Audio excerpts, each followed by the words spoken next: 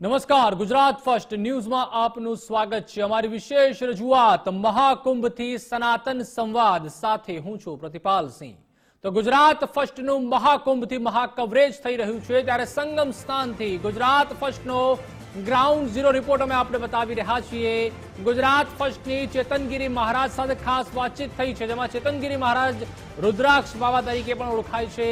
શરીર પર 51 કિલોની રુદ્રાક્ષ માળા તેઓ પહેરે છે। रुद्राक्षથી ઉર્જા ઉત્પન્ન થાય છે તેવું મહારાજે જણાવ્યું અને રુદ્રાક્ષની માળા તમામ લોકોએ પહેરવી જ જોઈએ તેવું પણ જણાવ્યું। અખાડાઓની અંદર ખૂબ જ અલગ અલગ સાધુ સંતો આવી રહ્યા છે। તમામ અખાડાઓમાં અને તેમના દર્શન માટે પણ દૂર દૂરથી લોકો જ્યારે આવે છે, ત્યારે ચેતનગીરીજી મહારાજ છે આપણી સાથે, સીધી તેમની સાથે વાત કરીશું। તેમની જો વાત કરીએ તો માથા ઉપર ખૂબ જ મોટા પ્રમાણમાં રુદ્રાક્ષની માળાઓ છે અને તેની સાથે તેમના શરીર ઉપર પણ रुद्राक्ष છે। सीधी તેમની સાથે बात करीशू। महाराज जी, इतनी सारी मालाएं, मतलब क्या वजह क्या होती है, किस प्रकार की भक्ति होती है रुद्राक्ष के साथ और शिव जी का डायरेक्ट कनेक्शन होता है? तो गजाननं भूतगणाधिसेवितं कपिध्वजम्बो फलचारुभक्षणं उमासुतं शोकविनाशकारकं नमामि विघ्नेश्वरपादपङ्कजं। गुरुर्ब्रह्मा गुरुर्विष्णु गुरुर्देवो महेश्वर गुरु साक्षात् ब्रह्म तस्मै श्री गुरुवे नमः। ध्यानमूलं गुरुमूर्ति पूजा मूलं गुरुपदं मंत्रमूलं गुरुर्वाक्ये मोक्षमूलं गुरुकृपा। ये रुद्राक्ष अमृत तुल्य माना गया है, भगवान शंकर का आभूषण है। भगवान शंकर के आंसू से उत्पन्न हुए रुद्राक्ष एक अमृत तुल्य 5 तत्व का प्रतीक भी माना जाता है। इसके जिस प्रकार आप सब जीवों के अंदर एक एक बूंद अमृत भगवान ने रखा है, उसी प्रकार एक बूंद अमृत है। इसको पहनने से कई प्रकार की प्रोटीन ऊर्जाएं मिलती है, कई बीमारियों से फायदा मिलता है। हार्ट अटैक के कई प्रकार इसके पानी पीने से। एक बार क्या हुआ, सन 2019 में हमारे प्रधानमंत्री नरेंद्र मोदी का जो पिए, उनको अटैक आ गया गुजरात वाले को, तो उसको दिल्ली भर्ती कर दिया। तो उसका बच्चा रोने लगा। हमने कि बेटा इधर आओ, हम रुद्राक्ष की माला देते हैं, इसका पानी पिलाओ, वो ठीक हो जाएगा। तो इसका तो वो प्रमाण है जो अटैक तक का उसको ठीक हो गया। ऑपरेशन जहां होने जा रहा था उसको बंद कर दिया। नमः पार्वती पते हर हर महादेव हर। रुद्राक्ष एक अमृत तुल्य माना गया है, ये सबके लिए ही प्रिय है। यहाँ इसमें समभाव संप्रति, ये आंसू के अमृत तुल्य माना गया है। इसको पहनना चाहिए, सबको आध्यात्म की तरफ जाना चाहिए। हर प्राणी को, मानव जीव को, सबको यही संदेश देते हैं। सवेरे 4 बजे उठो, प्रातः काल गुरु माता पिता के गुरु के चरण छुओ, फिर अपना स्नान करते हुए गुरु माता मंदिर में जाओ, मंदिर में जाके अपना दिनचर्या रोज करो। नमः पार्वती पते हर हर महादेव हर। ये करीब कितने किलो रुद्राक्ष है शरीर पे, सिर पे? शरीर पे 45 किलो रुद्राक्ष है। 45 किलो वेटिंग, 4551 किलो को वेटिंग में रहता है। ये कुछ समय 45 हो जाता है, किस समय 51 बन जाता है, कि बढ़ जाता है। तो जैसे जैसे रुद्राक्ष कम होते हैं तो वो रुद्राक्ष बांटते जाते हैं, जैसे टूट जाती है माला उसको बांटते जाते हैं। बोलो आगे। तो आ હતા કુંભના એ મહારાજ કે જેમના શરીર ઉપર અંદાજે 51 કિલો જેટલું રુદ્રાક્ષની માળા છે। આપ જુઓ, શરીર ઉપર, માથા ઉપર, તમામ જગ્યાઓ ઉપર રુદ્રાક્ષની માળા છે। તેમનું કહેવું છે કે રુદ્રાક્ષ એ અમૃત સમાન છે અને તમામ લોકોએ પણ તેને ગ્રહણ કરવું જોઈએ। કેમેરામેન ગૌરવ સક્સેના સાથે રીમા દોશી, ગુજરાત ફર્સ્ટ, પ્રયાગરાજ। તો ગુજરાત ફર્સ્ટ મહાકુંભથી મહાકવરેજ આપને સતત બતાવી રહ્યું છે, ત્યારે સંગમ સ્થાનથી ગુજરાત ફર્સ્ટનો ગ્રાઉન્ડ ઝીરો રિપોર્ટ આપ જોઈ રહ્યા છો। ગુજરાત ફર્સ્ટની રાધેપુરી મહારાજ સાથે પણ ખાસ વાતચીત થઈ છે। હઠયોગી આ બાબા જમણો હાથ ઉપર રાખે છે। 2011 થી આ જ રીતે તેઓ તપશ્ચર્યા કરી રહ્યા છે। જન કલ્યાણ માટે મહારાજજી આ તપ કરી રહ્યા છે। प्रयागराज कुंभ की नगरी में बहुत सारे अलग अलग बाबा है जो यहाँ पहुंचे हैं। उसी में पहुंचे हैं राधेपुरी जी महाराज जी, जिनसे हम बात करेंगे। जिन्होंने कई सालों की आखिरी तपस्या की हुई है। एक हाथ हमेशा इनका ऊपर ही रहता है और इस तरह से वो तपस्या करते रहते। सीधे उन्हीं से बात करेंगे। महाराज जी, क्या कहेंगे, कितने सालों से आपने इसी तरह की तपस्या करी हुई है? हमारी ये 2011 से तपस्या चल रही है ऊर्ध्वाहु, और ये तपस्या चल रही विश्व शांति कल्याण के लिए, जन कल्याण के लिए। महाराज जी, सबसे पहली चीज, कई अलग अलग माताजियों के भगवान की साधना की जाती है इसी तरीके से, तो ये कौन से भगवान की साधना है और विश्व कल्याण मतलब आप विश्व में किस तरीके का कल्याण चाहते हैं? देखो, जब तब में ये भी हमारी तपस्या आती है, जब तब ही आता है, आज से नहीं चल रही जब तब। ये जब से सृष्टि का प्रादुर्भाव हुआ तभी से चल रही है। जैसे कड़ी तपस्या है, ऊर्ध्वाहु तपस्या है, हमारे ऋषि मुनि गुरु मूर्तियां सब करते ही चले आ रहे हैं। कोई कैसे कर रहा है जब तब, कोई कैसे कर रहा है, कोई कैसे कर रहा है। जितना करते हैं सब देश कल्याण के लिए करते हैं। महाराज जी, कुंभ नगरी में बहुत सारे आप जैसे भी साधु साध्वियां हैं और इसी बीच कई सारे ढोंगी भी लोग पहुंच रहे, तो क्या कहेंगे लोग उन लोगों में और खरेखर में जो अपने असल में जो साधु जीवन जीते हैं, नियमों का पालन करते हैं, उनमें कैसे सामान्य लोग फर्क देख पाए? हम सभी भक्तों को, सभी जनता को यही कहेंगे कि बेफालतू अफवाह से, बेफालतू लोगों से बचें, अपने सिद्धांत को पकड़ें। क्योंकि महात्मा जो होते हैं, महात्माओं का सिद्धांत अलग है। वो अपने आसन में बैठ के जब तब करते हैं, बेफालतू जनता को वो नहीं करते हैं, गुमराह नहीं करते हैं, आशीर्वाद ही देते हैं। इसलिए सभी से यही कहना है कि बेफालतू चीजों से बचें और अपने शरीर को कृतार्थ करें, गंगा जी में स्नान करें, क्योंकि सभी तीर्थों का राजा प्रयागराज है, और सभी स्नान करेंगे, अपने शरीर को कृतार्थ करेंगे, इसी में हमारा कल्याण है। शुक्रिया महाराज जी। तो ये थे राधेपुरी महाराज जी, जो पिछले कई सालों से 2011 से इसी प्रकार से साधना किए हुए हैं विश्व शांति के लिए, और उनका कहना है कि जो ढोंगी बाबा है, जो फरेबी बाबा है, उन लोगों से भी लोगों को यहाँ तीर्थराज प्रयाग में चौकस बचना चाहिए। कैमरामैन गौरव सक्सेना के साथ रीमा दोषी, गुजरात फर्स्ट, प्रयागराज। तो गुजरात ફર્સ્ટની ટીમ પહોંચી છે મહાકુંભ પ્રયાગરાજ, ત્યાંથી સતત અમે આપણે ગ્રાઉન્ડ ઝીરો રિપોર્ટ બતાવી રહ્યા છીએ। ત્યારે ગુજરાત ફર્સ્ટ સાથે મહાકાલગીરી મહારાજે પણ ખાસ વાતચીત કરી છે અને તેઓએ કહ્યું છે, વાયરલ બાબા તરીકે ખાસ તેઓ જાણીતા પણ છે। છેલ્લા 9 વર્ષથી હાથ ઉપર રાખીને તેઓ પણ તપશ્ચર્યા કરી રહ્યા છે અને તેઓએ જણાવ્યું કે તપ મનથી કરવું જોઈએ, કોઈના કહેવાથી કરો તો તે તપ નથી હોતું। ખોટા લોકો પણ આવે છે પણ સત્યની જીત થતી હોય છે। ભારતને ગૌરાષ્ટ્ર જાહેર કરવામાં આવે તેવી પણ તેઓએ માંગ કરી છે। तीर्थराज प्रयागराजની અંદર દેશ અને દુનિયામાંથી મહંતો અને સાધુ સંતો આવી રહ્યા છે, ત્યારે મહાકાલગીરીજી મહારાજ આપણી સાથે છે। અનેક લોકોએ તેમને અલગ અલગ વિડીયોમાં જોયા હશે કે તેઓ છેલ્લા 9 વર્ષથી આ જ પ્રકારે હાથ ઊંચો રાખીને સતત તપશ્ચર્યા કરી રહ્યા છે। આખરી તપશ્ચર્યા કહેવી પણ ખોટી નથી। તેમની સાથે જ વાત કરીશું। महाकाल जी, इस तरीके की तपस्या कर रहे हैं, क्या कहेंगे आजकल के लोगों को जो थोड़ा भी करने में थक जाते हैं? सबकी बच की नहीं है, ना कोई कर पाएंगे। सब गुरु की कृपा, भगवान की कृपा, ईश्वर की कृपा से ये उड्डू वो तपस्या चल रही है। हम लोग पहले ही मर चुके हैं, 17 पिंड करके, अपना सेम 17 पिंड करके, अपना कुटुंब का पिंड करके, अपना सेम का पिंड दान कर दे। हम लोग संन्यास चोला लेते हैं। संन्यास चोला मतलब ये आंगनी तेज, आंगनी की भक्ति, मन से इच्छा से त्याग, इच्छा से हर चीज होते, कोई कहने से बोलने से नहीं होते, अपन मन की इच्छा से होते। महाराज जी, કેટલા વર્ષોથી આ રીતે હાથ આમ છે અને हमने हाथ मुक्के दे 9 वर्ष हो गया। ये हमारे हाथी उग्र तपस्या चल रही है, 9 वर्ष हो गया। महाराज जी, इस कुंभ में बहुत सारे ढोंगी भी बाबा दिखाई दे रहे हैं।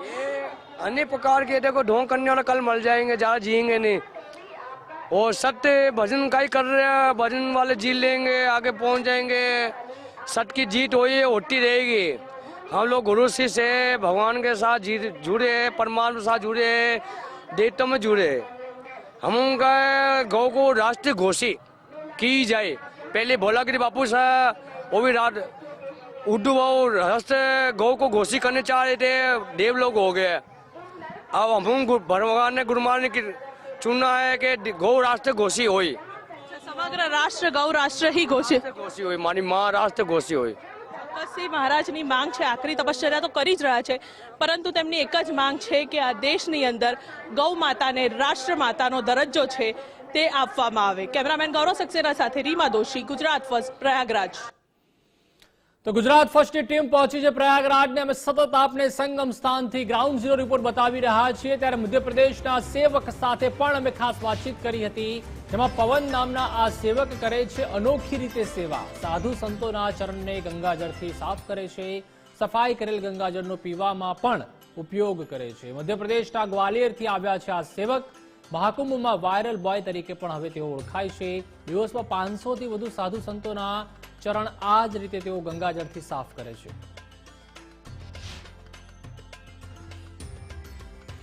તો જે રીતે અલગ અલગ મહાનુભાવો સાધુ સંતો તો પહોંચી જ રહ્યા છે, પરંતુ આ રીતના જે યુવાનો છે, સેવકો છે, તે પણ પહોંચી રહ્યા છે અને ગંગાજળથી તમામ જે સાધુ સંતો આવે છે તેઓના ચરણ સ્પર્શ કરીને તેઓના ચરણ તેઓ ગંગાજળથી સાફ કરે છે। અને એટલું જ નહીં, જે તે ગંગાજળ છે તેનું પાન પણ તેઓ કરે છે। इस वक्त प्रयागराज महाकुंभ में देश के कोने कोने से लोग आए हुए हैं। मेरे साथ एक ऐसे व्यक्ति हैं जिनका नाम पवन है। ये मध्य प्रदेश के ग्वालियर से आए हैं। इनका काम है ये साधु संतों के चरणों को गंगा जल से धोते हैं और धोने के बाद इस जल को इकट्ठा करते हैं। गुलाब इसमें पत्ते डाल रखे हैं।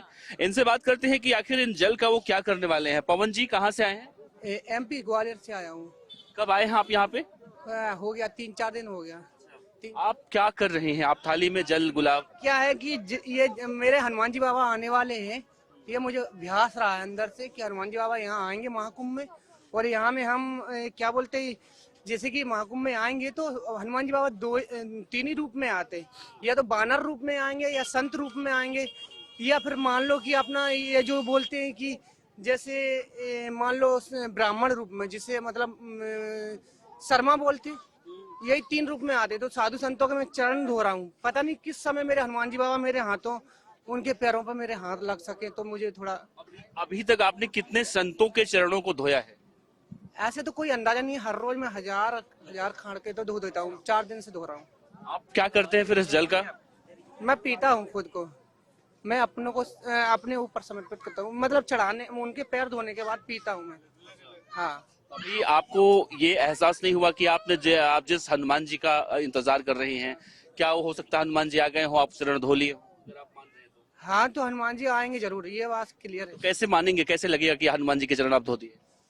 देखो कि मुझे पता है कि मेरे अंदर में मेरे को अभ्यास जाता है अंदर से, मतलब मेरी भावनाएं ऐसी हो जाती, मुझे पता चल जाता है। क्योंकि मुझे 5 दिन से पैसे डरे मिल रहे हैं। एक दिन 8000 मिले, एक दिन 3400 मिले, एक दिन 2000 मिले, एक दिन 200 मिले।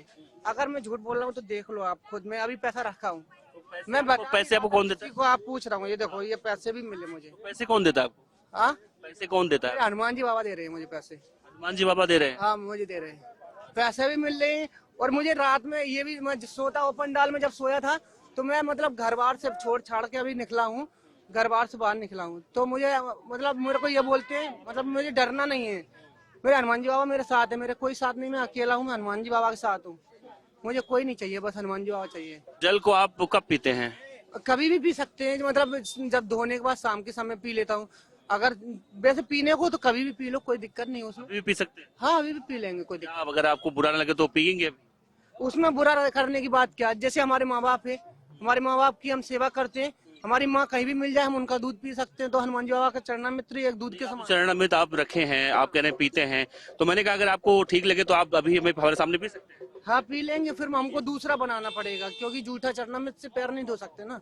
इसलिए आप शाम को तो पी लूंगा, कोई दिक्कत नहीं। इसीलिए आप शाम को करते हैं? हाँ, में करने के बाद। अच्छा, ठीक, शुक्रिया बात करने के लिए।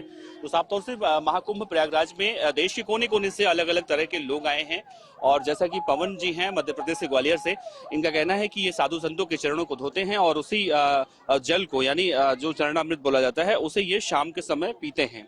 और अभी इनका घर जाने का फिलहाल कोई इरादा नहीं है। कैमरामैन गौरव के साथ देवनाथ पांडे, गुजरात फर्स्ट, प्रयागराज, यूपी।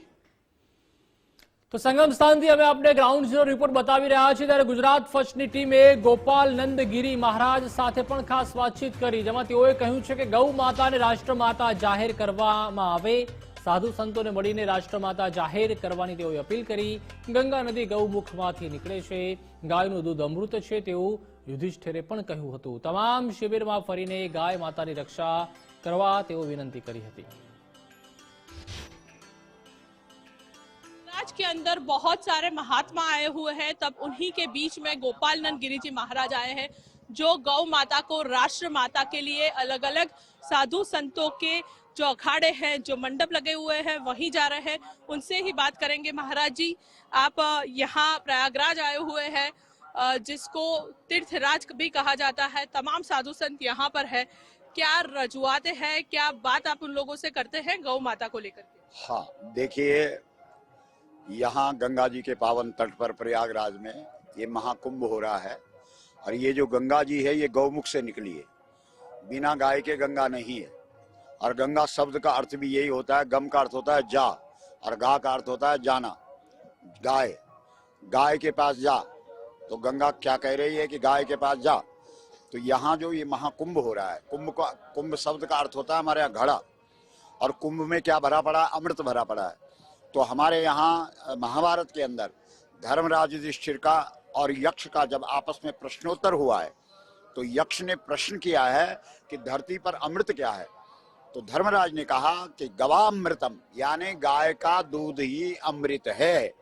तो वास्तव में इस महाकुंभ में अमृत छलक रहा है। यहाँ गंगा जी और यमुना जी का मिलन है, और सरस्वती प्रत्यक्ष रूप से जो संत महात्माओं के मुखारविंद से निकल रही है, वही भगवती सरस्वती है। तो इस प्रयागराज में हम हर शिविर में जाकर के एक ही निवेदन और एक ही आग्रह कर रहे हैं कि जब तक हिंदू धर्म में गौ रक्षा नहीं होगी, तब तक हिंदू धर्म के सत्कर्म कहाँ है? क्योंकि हिंदू किसे कहते हैं? हमारे यहाँ हिंदू की परिभाषा है, गोसु भक्तिर भवेद यस्य प्रणवे च दृढ़ामति पुनर्जन्मनि विश्वासा सवै हिंदू रीति स्मृता। इसका मतलब है जिसकी गाय में भक्ति है, ओंकार में जिसकी दृढ़ बुद्धि है, और पुनर्जन्म में जो विश्वास रखता है, वही हिंदू है। तो हम लोग हिंदू हैं। तो हिंदू कब हैं? जब हम गौ रक्षक हैं। हिंदू की पहचान पूरे संसार में किससे है? गोत्र से। और गोत्र शब्द का अर्थ क्या है? गो यानी गाय, त्र यानी रक्षा। जो गौ रक्षक है वही हिंदू है, और गाय जिसकी रक्षा करती है वही हिंदू है। आज गाय ने हमारी रक्षा बंद कर दी। क्यों कर दी? क्योंकि हमने गौ रक्षा बंद कर दी है, इसलिए गाय हमारी रक्षा नहीं करे। पूरे विश्व के अंदर ईसाइयों के कितने देश है, मुसलमानों के कितने देश है, लेकिन हिंदुओं का भी कोई देश है? नहीं है। अवनति हो गई, उन्नति नहीं हो रही। कारण क्या है?